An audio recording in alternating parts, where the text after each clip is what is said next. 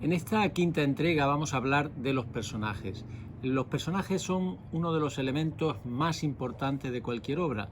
Nosotros conocemos las grandes novelas por los personajes, Raskolnikov en Crimen y Castigo, Joseph K., por ejemplo, en la obra de Kafka, y el propio Cervantes, Don Quijote de la Mancha. Quiero decir que la construcción de un personaje, el crear un gran personaje, es determinante. Normalmente estos personajes son personajes que se llaman personajes evolucionados, son personajes que van desarrollando toda su historia de tal manera que hay una evolución desde el principio hasta el final, como sucede, por ejemplo, en el personaje de Don Quijote de la Mancha. Son personajes, tienen que ser personajes con una gran fuerza, con una gran fortaleza, no como aquellos personajes decimonónicos que realmente lo que representaban era estereotipos, como por ejemplo muchas de las obras de Galdós. Doña Perfecta es el caso más significativo, más sintomático, o por ejemplo Pepita Jiménez, ¿no?, de la novela de Juan Valera. Quiero decir que durante el siglo XX esto se ha generado a lo largo de este tiempo una interpretación del personaje que debe ir mucho más allá. Desde el comienzo de una novela hasta el final de la misma se tiene que notar esa evolución en el personaje.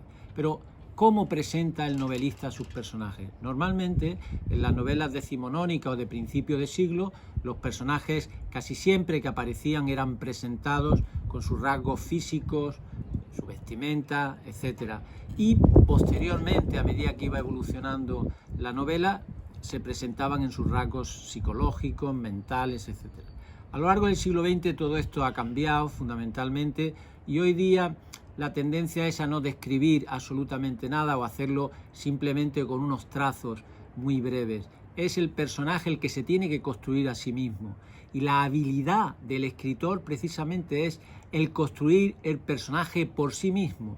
No diciendo qué carácter tiene o cómo es o deja de ser, sino mostrándolo en la obra cómo es ese personaje.